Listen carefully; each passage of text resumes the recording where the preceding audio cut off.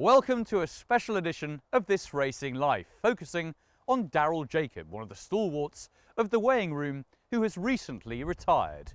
Over the course of the next half an hour, we will talk to him about the highs and lows of his long and established riding career, and catch up and tap into the minds of those close to him with whom he enjoyed some of his biggest days. It is Zarkandar who is going to win the Triumph Hurdle. Neptune Collonges on the outside, bearing down Hinterland and Daryl Jacob. Black Montana and Daryl Jacob. Up and over safely, she's fourth here. Bristol the Knight takes the Silly Isle. Here comes So Royal and Daryl Jacob. Flammy third under Daryl Jacob. Back-to-back wins in the Betfair Chase as Jacob punches the air. And it's El Fabiano and Daryl Jacob.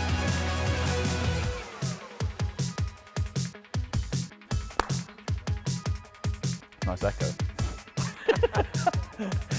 That's a good way to start. Okay. You've had a mighty career. Let's take some time to reflect. And I know that when you started out, you were riding flat horses for Richard Hannon in work. Was that right? And was there any a point that you thought maybe the flat road is the route I want to go down? Look at the size of me. No, to be fair, I started out with Desi Uses, and look, I was a big hunting man. I loved hunting when I was a kid. I used to hunt with debris. I loved jumping. Jumping was always going. If I was going to come into it, jumping was always going to be my game. And obviously, with the size of me, flat was never going to be possible. But I know for a fact I would not have achieved a quarter of achieved if it wasn't for the people that really looked after me, took me under the wing, and wanted what's best for Daryl Jacob. Not what's best for them or what's best for anyone else. It's what's best for me. It's the listener and Daryl Jacob going to make virtually all the running. Had Lamy for company for most of the journey, but it is the listener who races up towards the finish, out clear to win the Lexus, and going towards the finish, the listener and Daryl Jacob win the Lexus for Robert Allner. Talking of loyalty, I know that the Allners were just that with you throughout your time with them. And of course, the listener, one of many big successes, that was really what got you started properly, wasn't it? You know, every jockey needs a horse to bring him to the next level, and he was the horse that I needed at that time. Obviously, I had two wonderful years point to point and with the boss, Robert and Sally, and I was leading rider, leading West Country rider, leading national rider. So just needed to build on that and to grow on the roots or the foundations that I had set. I went to Paul Keane, who was only 25 minutes up the road in Shaftesbury, but I never settled there for whatever reason. 25 minutes up the road, I never settled. I was actually going to give up. I just didn't enjoy it. I was actually going to give up. I booked a ferry back to Ireland. I was going to go back and do something else. And again, it was the boss and Sally. I went down and had a good conversation with them one evening, and they said, listen, you can't give up now. Just come back to us for a little bit of time, see how you feel, see how if you can get your love back for the game. And you just lost enthusiasm at that point? Completely, I lost everything. I didn't enjoy going racing. I didn't enjoy anything. I went back to them, and then again, it was like as if I went home again. I absolutely loved it. They let me go out and ride out for Paul Nichols. That's how my association started with Paul, with Bob Butler. The boss gave me the ride on the listener. I remember the boss came up and telling me kind of 10 days beforehand, he said, I don't want you to say anything. But I said, you're going to ride him in Ireland over the Christmas period. It's like, what, really? Me? Me? He said to me, the owner wanted an Irish jockey, but I said, I never told him who. So he went back and told me, he said, I've got your jockey for you. And he said, oh, it's Daryl Jacob. Face just dropped. You know, who? Who's Daryl Jacob? I wanted Davy Russell or Ruby Walsh or one of those guys. And he said, well, you only asked me for an Irish jockey, and he's an Irishman. So he's riding him. So that's again, the kind of support, isn't it, that you wanted? But that's the boss all over, the boss and Sally, that was them all over. Like I said to you, they only wanted what's best for Daryl Jacob, the jockey, not what's best for him or for anyone else. And I'll never forget the time when I lost Kieran Kelly. I was living in one of the porta cabins out the road, and I kind of literally went wayward for a few months. And if it wasn't for them, I mean, I don't know where it'd end up, but they took me back into their house, and I lived with them for actually 3.5 months just to get myself back on an even keel. So, but that's what the boss and Sally are all about. They're like my mother and father over in England. This and t'other masterminded first. Second pair, Pasco in Natal. Third pair, Just Amazing in Nightingale. You all got that? Normal, nice, strong canter down. Has to be back, quick and in your hands, all finished together. We'll see you down there. So from the Allners, they obviously gave you that ride aboard the Listener, and you said that you started out riding out for Paul Nicholls. I assume it sort of gradually got to the point where Paul said, right, come on, you can be my second jockey in command. I was with Bob Butler, right? I rode all of Bob Butler's horses for about a year and a half, and Bob had a good string back in the time. I rode plenty of winners for Bob, and then Nick Williams, he was obviously up and coming, and he was starting to do really well. And Nick Williams, I knew he was very, very ambitious. I took the job with Nick Williams as his stable jockey. We had such a great time. We had so many big winners. We had big winner after big winner. And Nick was a brilliant man to place his horses really well. I think that kind of led on to the Paul Nicholls job, really. I think it was the quality of horses that I was riding for Nick Williams. You know, I won a Hennessy over here on Diamond Harry. Rev de Savola, I think I won 6 grade ones on Rev de Savola. Paul was brilliant. I mean, you know, I still get on with him. You know, all these years later, you imagine, like, I've been over here for 21, 22 years, and I've been riding out for Paul probably for 17, 18 years of them. So I started riding a few for Paul, and then he asked me would I be interested in being second jockey to Ruby at the time, and like I say, I was riding good horse after good horse every weekend. It was great. Ruby went one meeting, I went the other meeting. Yeah, how did it feel as a young jockey coming into Paul Nicholls' yard and having such a class horseman as Ruby Walsh to look up to and idolise? Because obviously by that point he was a really big fish. So for a young jockey like you, it must have been very exciting. Oh, hugely exciting. I mean, I've always, go back to Desi Hughes's when I was there. Desi Hughes and Ted Walsh, they were best friends. So Ted used to bring his horses over to the Curragh to gallop the horses, and Papillon, they used to train them for the national and stuff like that. And that was my first sort of real insight into it. So being a young kid, you know, watching Ted, watching Ruby, watching Kieran, watching Desi do their thing, as they say, training and riding horses, and then all of a sudden I'm getting the opportunity to ride behind Ruby when, as a 15, 16-year-old kid, you know, I looked up to him riding all of them winners. It was incredible to work behind him, incredible. It must have been a real thrill, I think, when you rode Zarkandar in the Triumph Hurdle, because he was going there with a great chance, obviously, having won the Adonis, I think, at Kempton before that. But the fact that you won the race and Ruby was also in the race must have given that extra feeling, I think. He was a little monkey, he was. But, you know, I absolutely loved him. I remember when we first started schooling him, oh my God, he wouldn't jump a pole on the ground. He would not go over a pole on the ground. And then you put barrels in, and then he refused at the barrels. I mean, he dropped me so many times. But he was just such a character. He's a great little horse. And I remember riding him in the Adonis, and it was sort of a clear round, make sure he enjoys it, and then we can build on that wherever we're going to go. But he came out and he scooted in that race. He won quite comfortably, and then the obvious race you had to go and run him, I suppose, was the Triumph Hurdle. And yeah, I mean, realistically, he didn't have any massive big expectations. They've got 150 yards to go, and up to the line it is Zarkandar who is going to win the Triumph Hurdle. This man, Daryl Jacob, he is carving a real niche for himself now. Very much on the up, usually rides for Nick Williams, but he's picking up the vital spare rides from the big stables, and as you say, first festival winner for him. When I crossed the line, it was like, wow. You know, I've ridden a Cheltenham Festival winner. I love that little horse. I loved him. And you say that you get on brilliantly with Paul Nicholls now. Was that always the case when you were riding for him? No. It's a simple answer to that one. Ruben Codder's working for us because he's running Saturday. The curtain raiser. When Ruby went back to ride for Willie, obviously I got promoted into the #1 spot, but that was always going to be a difficult period because, you know, it was a bit like Sir David Moyes taking over from Sir Alex Ferguson. Everyone has the Sir Alex Ferguson era in their head, and it was always going to be difficult for David Moyes as well. And it was always going to be very, very difficult for me because at the end of the day, I'm taking over from an absolute legend, a great horseman, an unbelievable jockey, a complete all-rounder. And the public absolutely, you know, they loved Ruby and they worshipped him, especially over here because he came over here weekend after weekend winning all these big races. So naturally the public and the media are, you know, they're going to absolutely love him. And then whenever I took over, maybe the quality wasn't quite there that he had beforehand. I don't think the trust was quite there, which is a shame really, because for two years or 3 years, you know, me and Paul got on really, really well.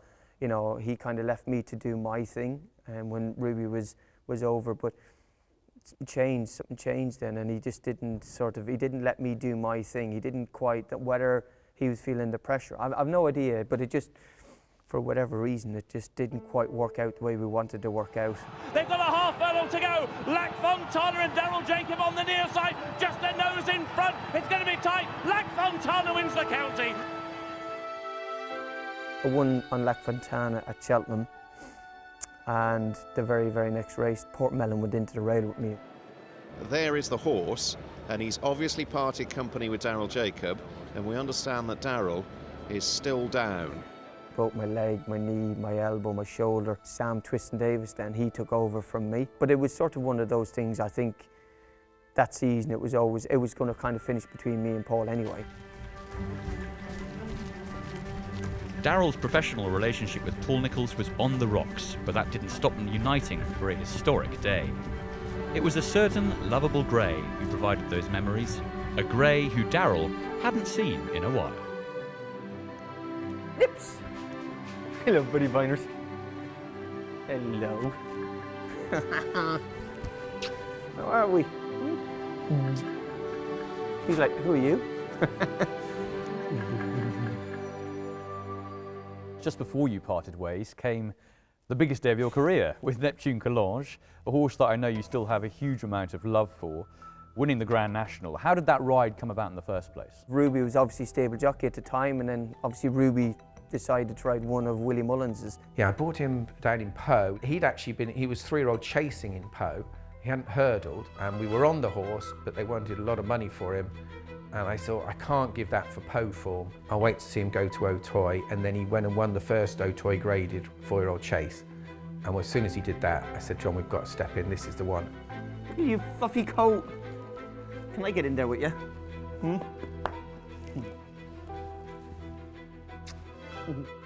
I'd ridden him twice before schooling because Harry Durham used to do all the work on him and schooling, so. Only twice? Only twice, yeah, and I rode him in a race. It was the first time I've ever ridden him in a race. Neptune Collonges, Tidal Bay is getting there, not fast enough. By April 2012, Neptune Collonges had notched up 10 wins for Paul Nicholls, dining at the top table and winning 3 Grade 1s. However, as an ageing 11-year-old, many thought his best days had been and gone.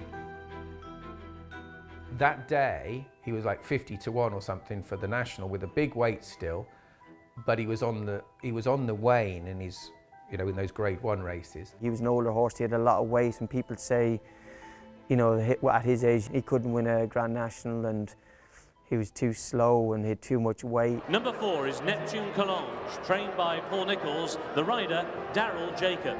Give us a hug. Are we? Are we?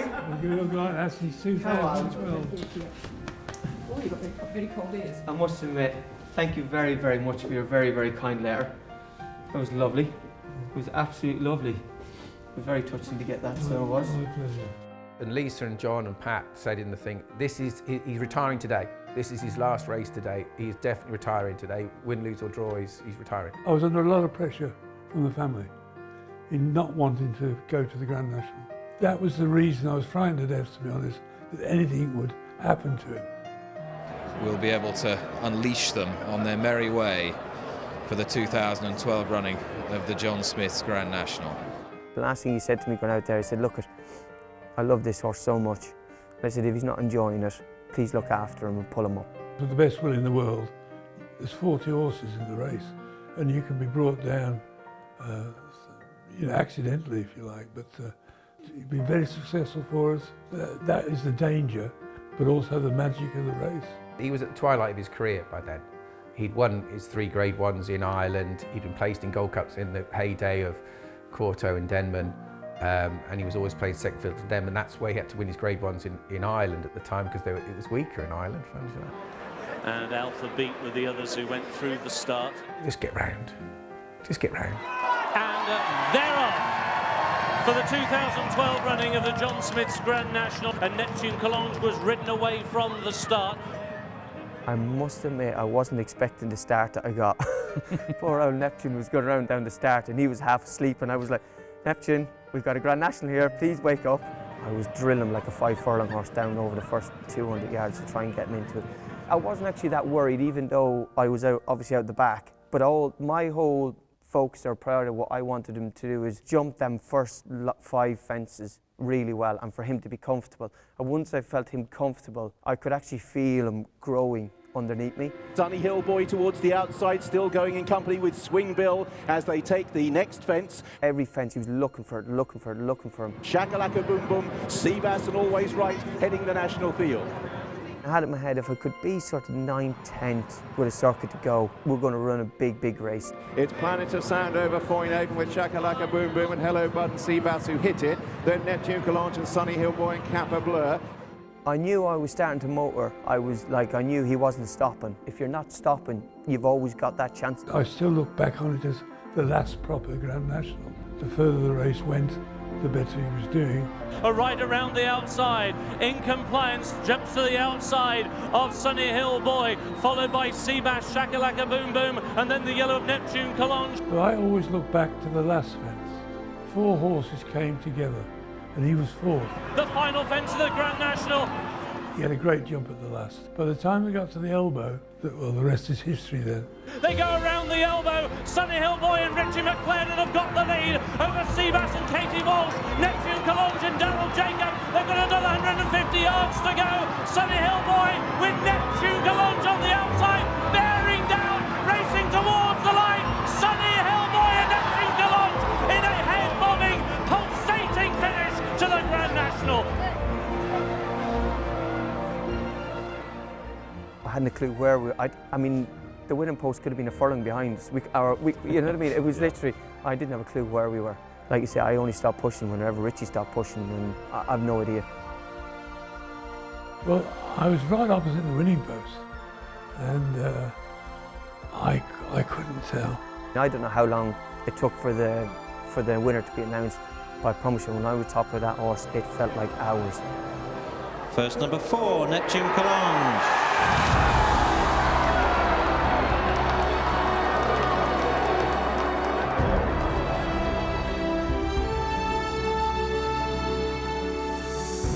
Sheer elation. It's unbelievable. It was beyond a dream. He fought so hard that day, and he won by what, that much? He was a tough old horse, that. Our greatest ever win. Memories will stay with you forever. And I just suddenly thought, I wonder if he's going to retire now. You know, you fancy like having another go, I thought. And anyway, no, the Haleses, they love their horses so much, and like they just said, no, we said we would retire. I never really had much aspirations to be a champion jockey or anything that. I just wanted to be a part of the Grand National. To compete at that level, in that sort of race, and doing what he did, every young jockey, aspiring jockey, should watch that and learn from it. We just checked out the hotel. I said, Pat, ring up and book a table.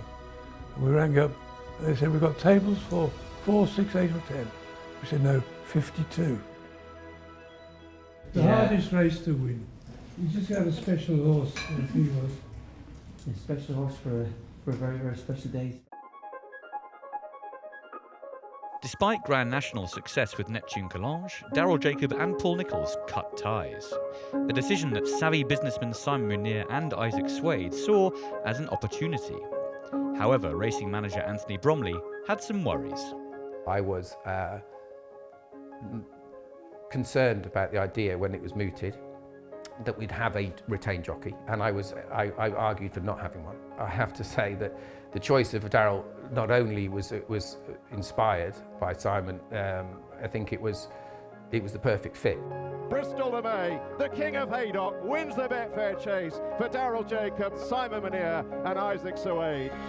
Talk about timing. And I remember I was at home, I was recovering, and it was a phone call from Simon. He rang one day, one morning, and he said, Hi Daryl, it's Simon Munier here. And I was like, Simon Munier, yeah, I know, yeah.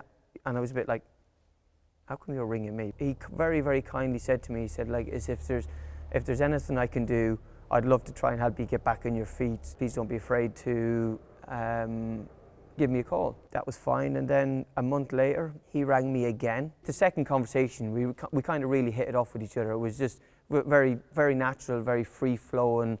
And I just thought to myself, what a lovely man. I just said to him at the time, I said, look, I'm looking for a sponsor. If you know of anyone that might be interested in your line of business or whatever. Then he rang me up and he just said to me, he said, would I be interested in riding as sort of second jockey? In the meantime, while he was gone away, the Bishops had got in contact and they were interested. Would I be interested, because Joe had retired, actually Joe Tizard, he'd retired.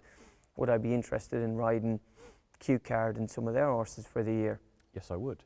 Yeah, actually, Q Card, yeah, I'll take my chances. And you know, obviously Q Card was a wonderful horse, wasn't he? And so I took the job on for riding Q Card. Simon obviously came back and he said, like, would you be interested? And I said to Simon, I said, look, I said, unfortunately, I've taken the job riding for the Bishops. He came back to me then, whenever it was, and he said, look, I think it actually might work both ways. So I rode a second jockey for a year there, and everything went well. I mean, we didn't, you know, hit the ground running or anything like that. It was a nice, easy, smooth transition. I was giving him feedback about the horses. AP retired, didn't he? And Barry got the job at JP's. So then Simon and Isaac asked me would I be interested in being their #1 rider. And sure, then it just went from strength to strength. We grew, we got stronger. And Simon always said from day one, we win together, we lose together, we draw together. There's going to be so many highs and so many lows. You said emotional. I mean, that is one of the words you describe Daryl. I mean, it's a roller coaster of emotions. And it's not all the big smiles, you know. There's a lot of ups and downs, and he's such a likeable sort of guy that you live it with him. Top notch 4, 5 lengths here in the hands of Daryl Jacob, an impressive winner of the Scilly Isles Novices Chase. Missing out on big winners, that's obviously a huge blow, isn't it? I mean, I'd say it took us 3 seasons before he finally believed he wasn't losing the job after every ride. He'd ring me after a race ride and we'd talk through it, and he'd won on it, but he was still being critical of himself. Or if you say he'd got beat on one and he wasn't sure he's still got the job next week. And I said, just stop this now. You know, you are in. You know, this is the job. You've got the ride on this horse. Do not think you're getting jocked up. This is, you know, but his self-confidence was low when we picked him up, and it did just take a little bit just to make him realise that no, this is a full-time job, and we're not like, it's not like football managers that get kicked out with a few reversals. We're in for the long haul. God, I'd be lost without Bromley, wouldn't I? He's just a wonderful, wonderful human being. He's a wonderful man, and he's been there. Like, we have so many conversations with the horses, but also he's a family man as well. And I've rang him up so many evenings where, you know, I might have been struggling one way or another, and he was always the man that put a smile back in my face, always made the wrong right. You don't realise till you're working closely with a jockey their lack of self-belief at times. They put on a front, they're very good actors. Daryl's an emotional guy, but he's been tough too. You know, he's come through a lot of ups and downs in his career, and you know, and I can honestly, he can hold his head up very, very high with what he's done for us. And he certainly took Simon and Isaac's enjoyment of the sport to another level. Lammy third under Daryl Jacob. And it's El Fabiolo and Daryl Jacob. It just goes to show, you know, trust and loyalty can go an awful long way. And you know yourself, it's for any jockey, trainer, owner, it's very, very difficult to hold a job down for a year, never mind 11 years. And if I could be proud of one thing of my whole career, I think that would be the most proudest thing, that I've managed to have an unbelievable relationship with Simon, Isaac and Anthony for 11 years. That's what I'm most proud about. What I really wanted to achieve this year is get my 1,000 winners, and that was great. And then unfortunately I broke my shoulder or my collarbone quite badly. That was a very, very complicated, really complicated operation that Angus Robertson had to do. And to be honest with you, he kind of said to me it was going to take 2 to 3 months. And straight away I said, listen, I said, I've got 5.5 weeks. And he was, I said, you won't get back in 5.5 weeks. And I said, I have to, I've got no choice. I said, you make sure, if you're going to do an operation, you make sure it's absolutely bulletproof. 6 weeks to Christmas. Right, 5.5 weeks I got to get back. From that moment on, I never ever got derailed of what I was going to do and how I was going to come back. I don't know how I was going to come back, but I was going to come back. It was gruesome, it was hard work. I literally put my kind of life on the line for it, if that makes sense, because that's what I had to do and I was going to do it. There was no ifs or buts. And then obviously Imperial Pass came up, and to be honest with you, I hadn't even thought about retiring or anything like that, but unfortunately one of Simon and Isaac's horses, It's For Me, got injured, and unfortunately he had to be put down. It was fatality, and I was there with the horse, and I love my horses. I mean, I've had a wonderful career from it. For some reason, that just set a switch off in my head. And I remember I rode Blue Lord and Carafon in the grade ones after that. And the buzz of them going out and riding grade ones, it just wasn't quite the same. Dad was there at Leopardstown that day, and Dad, I went out and I said to Dad, I said, just a quiet word in your ear. I said, listen, if that horse wins tomorrow, I said, I don't know, but something just hit a switch in my head, and Dad gave me the almighty rollicking for 5 minutes. He said, you've worked this hard to come back, you've got all of these grade one horses to look forward for the rest of the year.